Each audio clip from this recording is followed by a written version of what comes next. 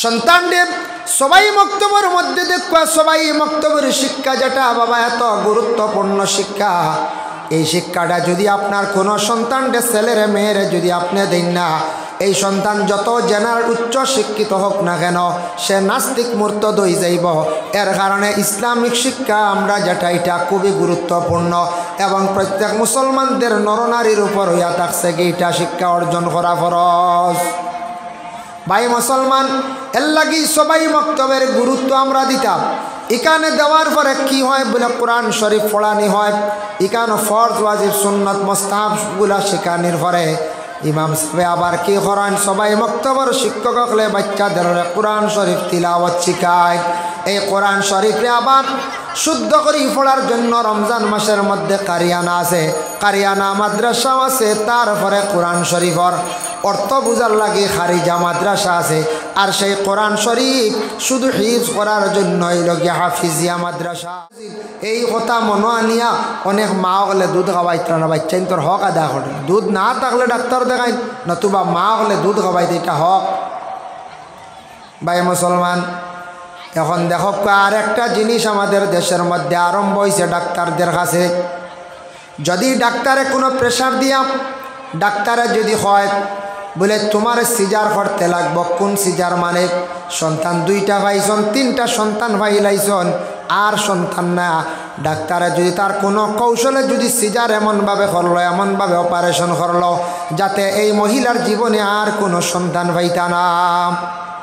যদি ইলা কোনো চাপর মুখো পড়িয়া কোনো ডাক্তারে করে লিছে সরকারের অর্ডার, এটা দুসরা আলোক। ইচ্ছাকৃত অবস্থায় যদি কোনো মহিলায় বা স্বামী স্ত্রী দুজনে মিলিয়া যদি সিজার করেন তাহলে গুনাহগার হইবা বলে এখানে ও কারণে হইবা নিজে কন্ট্রোল থাকতে হয় বলে সন্তানের প্রয়োজন নাই, নিজে কন্ট্রোল হয়। আপনি যদি এইভাবে একজন মহিলার যদি এইভাবে সন্তান না পাওয়ার জন্য ব্যবস্থা যদি করিলেন আপনার জীবনে, তাহলে দেখো দুই সন্তানের মালিক হইছেন, হঠাৎ সেই মহিলার স্বামী মারা গেছেন কিবা তো স্বামীর তাকে কোনো কারণবশত আলাদা হয়ে গেছেন, এই মহিলার ভবিষ্যৎ আছে, মহিলায় অন্য স্বামী গ্রহণ কর্তা বিবাহ কর্তা, কিন্তু অন্য কোনো স্বামীর ঘরে যাওয়ার পরে জীবনে আর কোনো সন্তান তো পাইতা নাই। এই মহিলা সন্তান পাওয়া সম্ভব নয়, যার জন্য এইভাবে অপারেশন তাকে সারা বিরত থাকা, এইভাবে অপারেশন তাকে বিরত থাকা। কারণ যদি একজন মহিলার লাইফ লিয়া টানাটানি পড়ে, আপনি আমি সারা গুনাহগার হয়ে যাব যদি এইভাবে জিনিসও যদি তাকি যায়। ইচ্ছাকৃত অবস্থায় কোনো গ্যারেন্টি নাই মানুষের জীবনে, গ্যারেন্টি আছে না। সন্তান পাওয়ার লগে লগে প্রত্যেক সন্তান দেখো ছোট থাকি কিছু বড় যেই সময় গেল সন্তানের মাত কথা শিখিলাইল, তখন মা বাবার উপরে দায়িত্ব আছে, বিশেষ করিয়া মায়ের সন্তানরে কখনো ইসলামিক শিক্ষা জানার শিক্ষাটা পুরাপুরি দেওয়ার উপযোগী সময় হয়েছে না। এর আগে সন্তানরে ছোট থাকতে তারে সুন্দর সুন্দর কথা শিখাকা, আল্লাহর জিকির শেখায়, কলিমা তারে শিখাকা, সুন্দর করিয়া তারে মাত কথা শিখাইতাম। কোনো বাচ্চা যদি অশ্লীল ভাষা যদি প্রয়োগ করে তারে দমক দিতাম। যখন সে মোটামুটি কিছু পড়ার উপযোগী হয়ে গেল, সবাই মক্তবের মধ্যে সন্তানরে দেখবা, সন্তানরে সবাই মক্তবের মধ্যে দেখবা, সবাই মক্তবের শিক্ষা যেটা বাবা এত গুরুত্বপূর্ণ শিক্ষা, এই শিক্ষাটা যদি আপনার কোনো সন্তানরে ছেলেরে মেয়েরে যদি আপনি দেন না, এই সন্তান যত জেনার উচ্চ শিক্ষিত হোক না কেন সে নাস্তিক মুরতাদ হয়ে যাইব। এর কারণে ইসলামিক শিক্ষা আমরা যেটা এটা খুবই গুরুত্বপূর্ণ এবং প্রত্যেক মুসলমানদের নরনারীর উপর হইয়া থাকছে এইটা শিক্ষা অর্জন করা ফরজ। ভাই মুসলমান, এর লাগি সবাই মক্তবের গুরুত্ব আমরা দিতাম।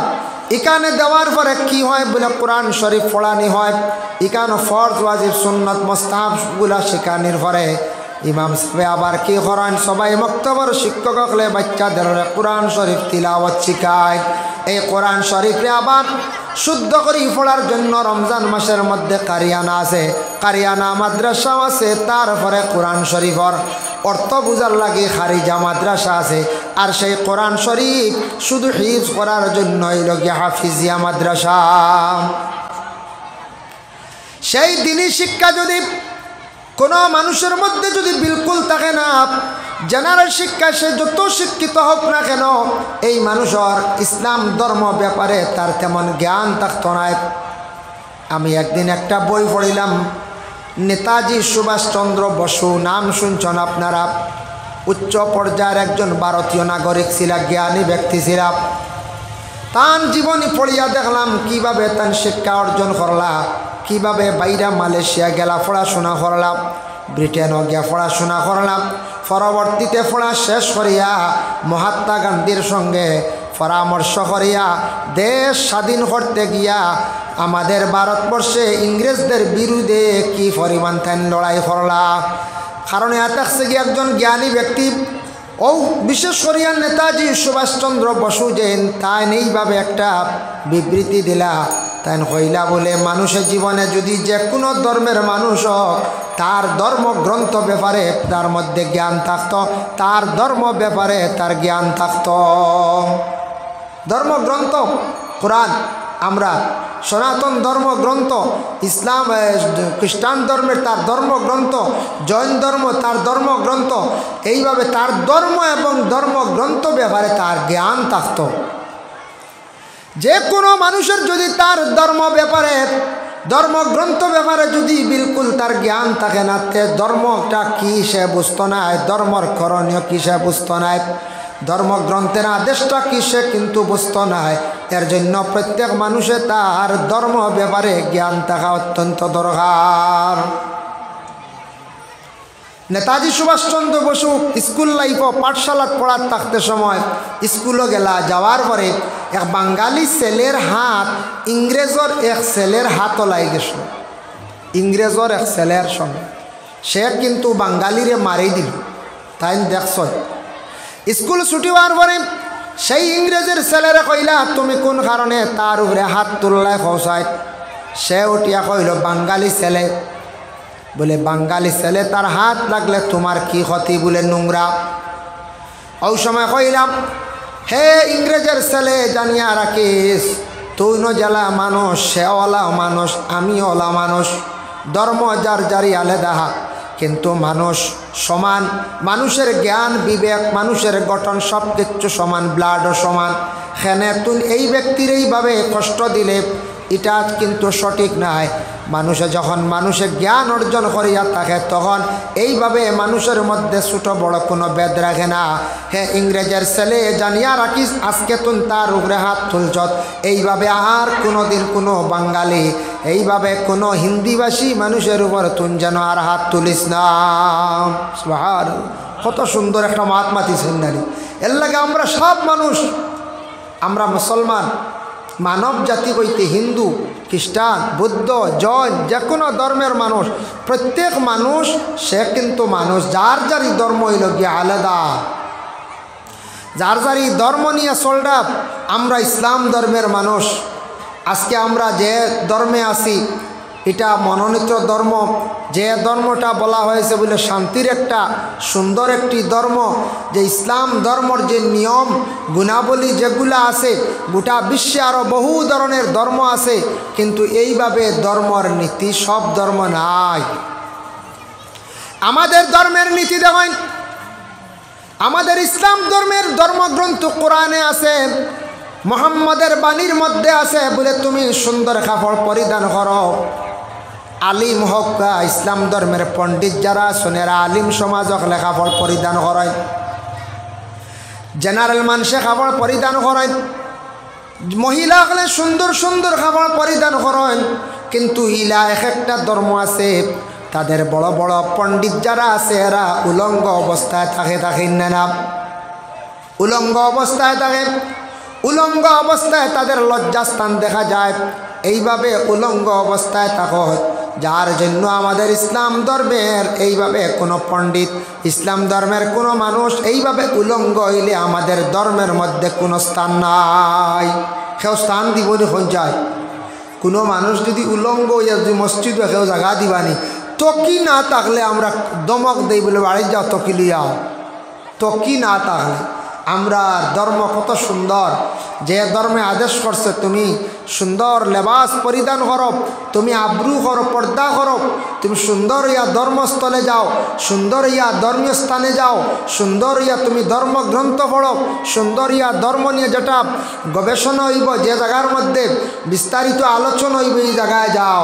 তাই আমরা ধর্মর রীতি নিয়মমালাগুলা কত সুন্দর, কত সুন্দর। এর জন্য বিশেষ করে আল্লাহর বন্দেগান আমাদের ইসলাম ধর্মের মহাগ্রন্থ কোরআন, কোরআনের মধ্যে আল্লাহ ঘোষণা করছেন ইকরা বিসমি রাব্বিকাল্লাযী খালাক। এই আয়াত নাজিল হইল আমার নবীজি জবলে নূর উচ্চা একটি পাহাড় মক্কায় অবস্থিত। সেই পাহাড়ের মধ্যে যখন রাসূলুল্লাহ সেই গারে হেরার মধ্যে গিয়া প্রতিদিন আল্লাহর ইবাদত বন্দেগী করতে মশগুল ছিলা, হযরতে খাদিজাতুল কুবরা রাসূলুল্লাহর জন্য খাবার বস্তু নিয়ে যাইতা। এত উঁচা পাহাড়, এখনো গেলে দেখবা 40 থেকে 50 মিনিট সময় লাগে সেই উঁচা পাহাড়ের মধ্যে গিয়ে পৌঁছিতে। যে জায়গায় আল্লাহর রাসূল আল্লাহর ইবাদতের মধ্যে মশগুল ছিলা, সেই জায়গায় সর্বপ্রথমে হযরতে জিবরিল আমিন আলাইহিস সালাতু ওয়াস সালাম গিয়া কইলা, হে নবী আপনি ফড়কুয়া, ও নবী আপনি ফড়াই। বলে কি ফড়াই? আল্লাহর নামে ফড়ন, যে আল্লাহ পাক রব্বুল আলামিনে আপনারে সৃষ্টি করছেন, ওই আল্লাহর নামে আপনি ফড়ন। নবীজি পড়িস, লম্বা আলোচনা। নবীজিয়ে চাপা খাইছেন, আমার নবীজির কম্পন শুরু হয়েছে, নবীজির জ্বরের ভাব আইছে, কিন্তু জিব্রাইলে চাপা দিছেন। চাপার লগে লগে আস্তা কোরআন গিয়া জিব্রাইলের চাপার লগে লগে নবীজির ভিতরে গিয়া মুকম্মল কোরআন গিয়া ভিতরে ঢুকে গেছে গিয়া। হক সুবহানাল্লাহ। আস্তা কোরআন গিয়া নবীজির ভিতরে। তাই নবীজি আসলে হাফিজ কোরআন। আল্লাহর রসুলের জীবনে 2 রাকাত নমাজ পড়িছেন 20টা সিজদা দিয়া। আল্লাহর রসুলে 20টা সিজদা দিয়ে 2 রাকাত জীবনে নামাজ পড়িছেন। হায়রাতুল ফিকা সেই কিতাবের মধ্যে লেখছেন নবীজি একদিন 2 রাকাত নমাজ পড়িছেন, নফল নামাজ। আস্তা কোরআন খতম করছেন। কোরআনের মধ্যে 114টা সূরা আছে, 14টা রাসূলুল্লাহ সিজদা দিছেন। আর 2 রাকাত নমাজে 60টা সিজদা, 14 আর 6 হইল গিয়া 18টা সিজদা। আর 2টা সিজদা দিছেন নমাজের মধ্যে। এক জায়গাত বেড়া খাইলিসলা, গলত হইছিল। আল্লাহর রাসূলে মাত্র 2 রাকাত নমাজ পড়লা, মুকম্মল কোরআন শরীফ খতম করিয়া রাসূলুল্লাহ তান জীবনে 20টা সিজদা দিয়া নমাজ পড়িলা। আমাদের নবীর মতো খেইলা আসন দুনিয়ার জমিন 2 রাকাত নমাজ পড়তা, মুকম্মল কোরআন খতম করতা, খেয়রের পক্ষে সম্ভব নাই। সম্ভব নি কইছায়? জি না। আমরা 26 ইসমা যদি এসা রক্ত হয়ে যাবে জুত করে আমরা, হ্যাঁ জুমাবারে যদি ইজা সুরা মুনাফিকুন হয়ে যাতে বাদর জুম্মাত কইবা যায় কি উত্তর মসজিদ লম্বই কত ডর নানি আমরা। আর যে নবীজিয়ে কত লম্বা আস্তা কোরআন শরীফ খতম করিয়া নামাজ আল্লাহর রসুলে পড়াইছে। এর জন্য বিশেষ করিয়া শিক্ষার দরকার আছে বাইরে। শিক্ষা আমরা লাগি 2টা। অন্যান্য ধর্মের মানুষ যারা আছেন তারা জেনারেল শিক্ষা নিয়ে তারা বেশিরভাগ অগ্রসর। জেনারেল শিক্ষা নিয়ে তারা গুরুত্বপূর্ণ আলোচনা করে, জেনারেল শিক্ষা নিয়ে ব্যস্ত। কিন্তু আমাদের ইসলাম ধর্মের 2 দিকে শিক্ষা, আমরার জ্ঞান বেশ। এর লাগে মুসলমানদের যতটুক জ্ঞান আছে বাবা, অন্যান্য ধর্মের মানুষের মধ্যে ততটুক জ্ঞান নাই। হয়তো তার জেনারেল নলেজ আছে, জ্ঞান আছে, কিন্তু মুসলমানদের আল্লাহ এতটুক ধৈর্য শক্তি আল্লাহ দান করছে। যত কঠিন কাজ যেগুলা মুসলমানরা করে না, মুসলমানরা ইসলাম ধর্ম ব্যাপারে একটা জ্ঞান আছে, জেনারেলটাও জ্ঞান আছে। আর অন্যান্য ধর্মের মানুষদের বেশিরভাগ পাইবা শুধু তার খালি জেনারেল জ্ঞান নিয়ে ব্যস্ত, ধর্ম ব্যাপারে ধর্মগ্রন্থ ব্যাপারে তাদের তেমন জ্ঞান নাই। আমাদের জ্ঞান বেশ, কিন্তু আরও কিছু জ্ঞান বেশ হইল অনেক। সামান্য যদি আমরা খেয়াল করতাম, ইকরা শব্দটা সর্বপ্রথম আসছে। এর জন্য পড়ার কথা কইছে, বাইরে পড়ার প্রয়োজন। প্রতি মা বাবার সন্তানদের জীবনে পড়া, ইসলামিক পড়া এবং জেনারেল পড়া যেটা আছে পড়ার উপরে গুরুত্ব দেয়। আর বলে পড়া শিকার পরে আমরার দরকার আছে কিছু বায়ান। সবে কিন্তু বাংলা পড়া জানি না, সবে বাংলা পড়া জানি। আপনি বাংলা বই আনিয়া কিনিয়া পড়কা, নবীজির জীবনী আপনি কিনিয়া পড়ন, আপনার নবীজি সম্পর্কে আপনার জ্ঞান বাড়ব, নবীজির জীবন আদর্শ প্রতি আপনার খেয়াল হইব, নবীজির জিন্দগিটা কীভাবে কাটল। আপনার ঘরের স্ত্রী আয়েশা সিদ্দিকার জীবনী কিনিয়া দেন, খাদিজাতুল কুবরার জীবনী আপনি কিনিয়া দেন। আপনার ঘরে উপযুক্ত মেয়ে আছে, মেয়েটারে নিয়া হাসান রাবিয়া বছরের জীবনী কিনিয়া দেখবা। এইভাবে যদি আপনার মেয়ে সন্তানে যদি রাবিয়া বছরের জীবনী পড়ে, দেখবা সেই মেয়েটায়, বা ফাতিমার জীবনী কিনিয়া দেখবা সেই মেয়েটায় এরা কিভাবে আল্লাহর ইবাদত বন্দেগী করলাম। ছেলে সন্তান যুবক ভাইয়ান যারা আপনারা সাহাবীদের জীবনী কিনিয়া পড়কা, ওলি আল্লাহর জীবনী আছে, সাহাবীদের জীবনী আছে, এইভাবে নবীজির জীবনী আপনারা পড়কা। আমরা পড়ার মধ্যে বেশিরভাগ দুর্বলতা, যার কারণে অনেক কিছু আমরা জানার দরকার আছে, প্রয়োজন আছে, আমরা কিন্তু জানি আর না। অনেক কিছু আমরা জানার আছে কিন্তু আমরা জানি না, আমরা পড়ার যাই না, পড়ারটারে আমরা একবারে ফিসে ফেলাই দিছি। আমরা পড়াটারে এত বেশি আমরা ফিসে ফেলাইছি, পড়ার ব্যাপারে আমরা লক্ষ্য কমে গেছে গিয়া। আমরার ধারণা আমরা যতটুক জানি, দেখুন পড়ার ব্যাপারে বহুত ফিসে আমরা পড়ে গেছি। ফিসে পড়ছি না না আলোচনা করলে বুঝাইবা। দেখুন এর কারণে বাইরে কিছু ম্যাগাজিন আছে নিয়ে পড়াই, ঈশ্বরচন্দ্র বিদ্যাসাগর উনার জীবনী আপনি নিয়ে পড়াই, চেপে রাখা ইতিহাস আপনি নিয়ে পড়াই, আপনার জীবনে মাসিক পত্রিকা বাইর হইছে আপনি কিনিয়া নিয়ে পড়াই। পড়ার দরকার আছে, জানার দরকার আছে। আজকে যদি কোনো মানুষের সঙ্গে যদি আপনার ধর্ম ব্যাপারে বা দেশ ব্যাপারে ডিভাইড হয়, সমাজ কম আপনি কিছু তার সঙ্গে কথাবার্তা করতে পারতা, আপনার ধর্ম ব্যাপারে জ্ঞান থাকতো, দেশের ব্যাপারে জ্ঞান থাকতো, দেশের ইতিহাস সম্পর্কে জানার দরকার থাকতো। নিশ্চয় সেই গ্রামের নামটা লাগছে তকিপুর, তার একটা রহস্য আছে, আছে কিনা? তকিপুর নাম লাগছি কেনে লাগলো, তার পিছনে একটা রহস্য আছে। তকিপুর খনকপুর তার নাম কেনে লাগলো, তার একটা কারণ আছে। নিলাম বাজার কেমনে নাম লাগলো, কাস্তরগ্রাম নাম কেনে লাগলো, আমাদের ভারতবর্ষের রাজধানী দিল্লি কেনে নাম লাগলো, এইগুলো আপনি সার্চ করলে পাইলেই বাপ। বাইরে আমরা সময়, বর্তমান সময়ে মোবাইল যেটা আছে খাস করিয়া মোবাইলটার একটু কন্ট্রোলে চালাইন ভাই। মোবাইল খুবই প্রয়োজনীয়, খুব দরকার, কিন্তু আমরার দেশে এখন মোবাইলটা কিন্তু নিয়মিত চালানিওর না। কিছু ভাই আনতে দেখছি রাস্তাঘাটে অনেক জায়গায় মোবাইল আউরি চালায়। কিছু বাড়িয়ে ঘরে মা বোন যারা আছেন ছোটো ছোটো বাচ্চাদের হাতে মোবাইল একবারে তুলিয়া দিলাইজন। ছাত্রদের জীবন নষ্ট করডা, তারার মাইন্ড ঘুরাই লাইতরা। বয়স হয়েছে মাত্র 5 থেকে 6 বৎসর, 7 বৎসরে এই বাচ্চারে মোবাইল দিয়ে ডাইরেক্ট রাখি দিছ, ফড়িত যেন মেমোরির যেন ফড়া জাগ হইতো, জ্ঞান অর্জন করতো। এই বাচ্চা মোবাইল চালাইয়া তার একবারে ব্রেনটা নষ্ট করিলা। ছোট্ট বাচ্চা তোরে মোবাইল থেকে বিরত রাখুন। যখন ছেলেটা কিছু বড় হইব, বড় হওয়ার লগে লগে 8, 9 যাইব গিয়া, তার মোবাইলের প্রয়োজন হয়ে যাইব। অনলাইনে অনেক পড়ার শিকার দরকার আছে, যার জন্য প্রত্যেক সন্তান হলরে বিশেষ করিয়া মোবাইল দেখা। এর আগে মোবাইল তাকে আল্লাহকে ওয়াস্তে বিরত থাকুক, এর আগে আল্লাহকে ওয়াস্তে মোবাইল তাকে বিরত রাখুন। আর আমরার বাইন যারা আসুন মোবাইল চালাইতে, আপনারা মোবাইলে সার্চ করেন, দেশের অনেক ইতিহাসগুলা জানতে পারবা। এটাও আমরা জানার দরকার আছে, আছেন না? না আছে। আপনি মোবাইলও সার্চ করেন, জানি যে গান্ধী পরিবার মহাত্মা গান্ধী খেয়ে আসলাম, তার জীবনী আপনি পাইবা। এই দেশ কত সনে কীভাবে সেই দেশটা মানে স্বাধীন হইল তাও পাইবা। দিল্লি জামা মসজিদ খে বানাইল তাও পাইবা। লালকেল্লা পুরান কেল্লা খে নির্মাণ করল তাও পাইবা। হুমায়ুন বাদশাহ খে আসলা তাও পাইবা।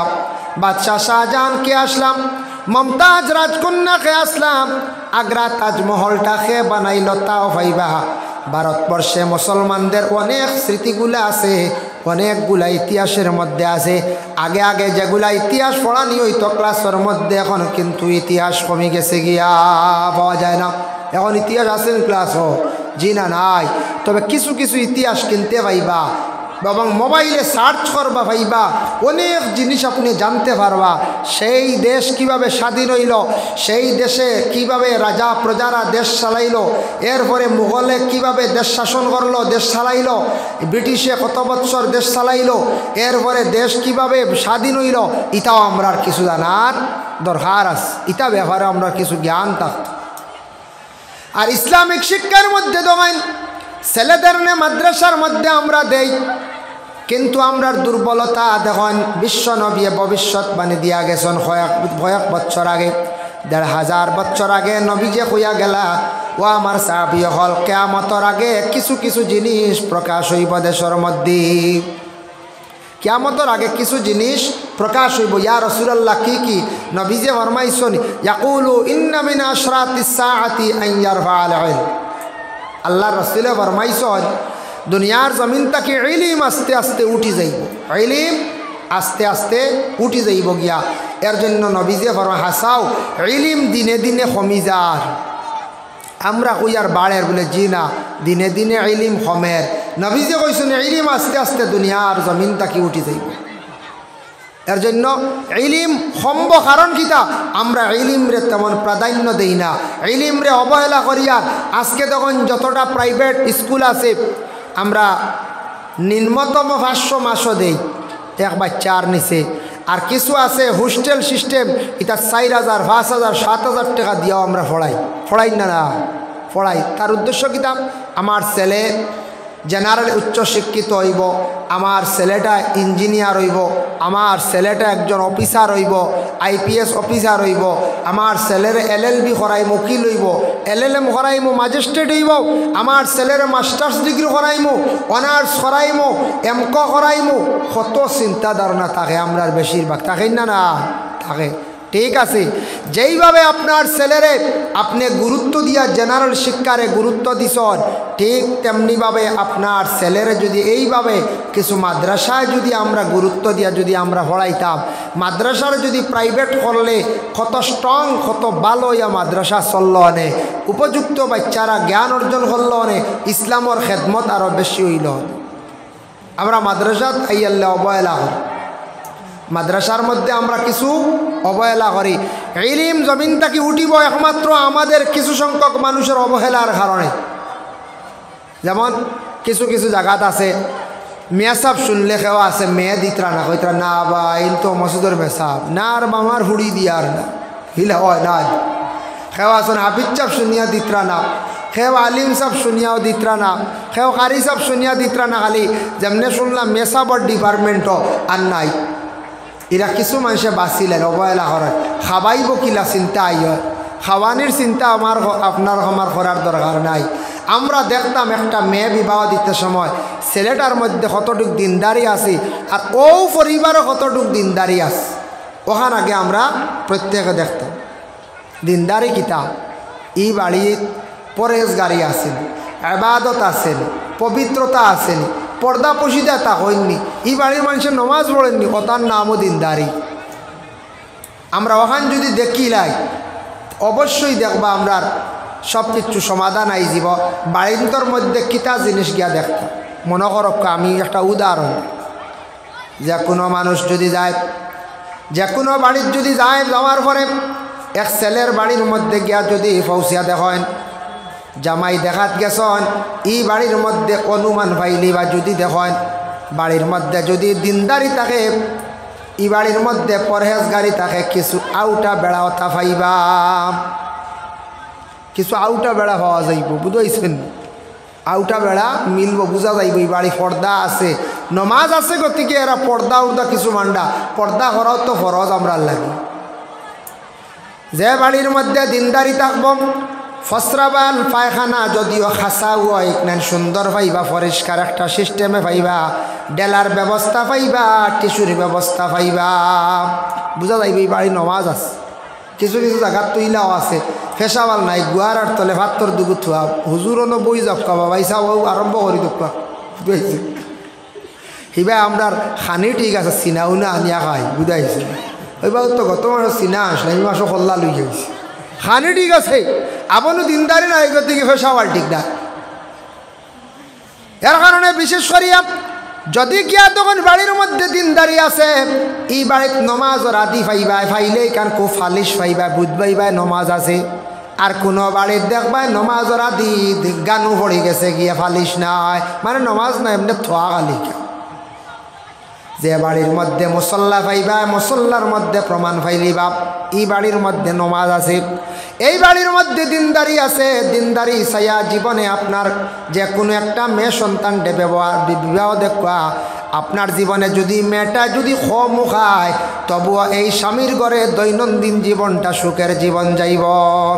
আর টাকা পয়সা বেশ দেখিয়া লাভ নাই যদি ছেলেটার মধ্যে, বাড়ির মধ্যে যদি দিনদারি থাকে না, এই বাড়ির মধ্যে যদি আল্লাহ আল্লাহ আল্লাহর জিকির থাকে না, পবিত্রতা যদি থাকে না, এই ঘরের মধ্যে তেমন বিলকুল শান্তি থাকতো নাই। এই ঘরের মধ্যে কোনো শান্তি থাকতো নাই, নমাজ নাই, শান্তি নাই, এক অন্যর মধ্যে মিলও থাকতো নাই। অবশ্যই এর জন্য বিশেষ করিয়া ও জিনিসটা আমরা চাইতাম। রসুল্লাহর কন্যা হযরতে ফাতিমাতুজ জাহরা রাদিয়াল্লাহু তাআলা আনহারে বিবাহ দিছেন আলীর সঙ্গে, বড় গরিব সাহাবীর সঙ্গে বিবাহ দিলে আল্লাহর রসুলে। কিন্তু ফাতিমা জীবনে আলীর ঘরে জীবন কাটাইলাম, একটা দিন কষ্ট হইয়াও কিন্তু বাবার কাছে গিয়া দুঃখ প্রকাশ করেন না। ওলা দিন গেল ফাতিমার আলীর ঘরে দেখেন, হজরতে ফাতিমায় বর্ণনা করেন, তান একদিন আব্বার কাছে কইত্রে, আব্বা গতকালকে আমার স্বামী আপনার দামান বাইরে গেছলা খাজ খামক, কোনো দিকে খাজ পাইছেন না, আইজ আবার ঘর থাকি বাহির হইয়া গেছ, জানি না খাজ পাইলা কিনা। বলে মা গ কি খাইত্রায়? বলে আব্বা আজকে 2 দিন হয়ে গেছে, 3 দিনও পড়ে গেছে, চুলায় আগুন দিছি না, কোনো গুস্তর ব্যবস্থা নাই, আমরা রুটি তাও দিয়ে বানাইতাম ইলা ব্যবস্থা নাই, ফানি আর খাজুর খাই আমরা জীবনটা কাটাইয়ার। ওলা জিন্দগিটা কাটলো ফাতিমার জীবন। কিন্তু একটাবার ফাতিমায় আলীর কথা, এই দুঃখের কথা কিন্তু গিয়া তান বাবার কাছে কইছেন না। অতটুক সবরদার ধৈর্য ধারণ করছেন ফাতিমায়। এর জন্য আল্লাহর বন্দেগান মহিলাদের জীবনে ধৈর্য আল্লাহ দিছে। দেখুন জানি মহিলাদের জীবন খেওয়ার অধিক কষ্টে যায়। মহিলাদের জীবনটা স্বামীর ঘরে যাওয়ার পরে কিছু কিছু মহিলা হলে বড় কষ্ট হয়, কিছু মহিলা হল কারণ যে স্বামীর মধ্যে মানবতা নাই, যে স্বামীর মধ্যে বিশেষ করে আদর্শ নবীজির জীবন আদর্শ নাই, যে স্বামীর মধ্যে আদব আখলাক চরিত্র সুন্দর নাই, পরের মহিলা ঘরের মধ্যে আনিয়া জীবনে নির্যাতন চালাইব। যার মধ্যে নামাজ থাকব, যার মধ্যে বিশেষ করিয়া নবীজির জীবন আদর্শ থাকবো, তার শিক্ষা থাকবো, জানিয়া রাখবা এই ছেলেটা কোনোদিন অন্য কোনো মহিলার উপরে এমন আঘাত করতো নাই। যদিও কোনো সময় মহিলারে সংশোধন করতে গিয়ে একটু দমক দিব, শাস্তি দিব, দেওয়ার কিন্তু অধিকার আছে, কিন্তু চরমভাবে কোনো মহিলার উপরে কোনো আঘাত দিত নাই, মহিলার জীবনে সে কখনো কষ্ট দিত নাই। এর জন্য আমাদের দেশে এই যে ইসলামিক শিক্ষাটারে অবহেলা করিয়া আর গতিকে ইলিমটা জমিন থেকে বিদায় হয়েছে। আর কারণ হইল গিয়া ইলিম দিনে দিনে কমের, আমরা দেখি আর বাড়ির হালেকে কমি যার। আগে আগে বড় বড় পণ্ডিত হলে যেটা বই লেখলা, বড় বড় মুহাদ্দিস হলে যেটা কিতাব লেখলা, বড় বড় মুফাসসির হলে তফসির লেখলা। এখন কয়জন আমরা কিতাব লেখনেওয়ালা আছি নাই?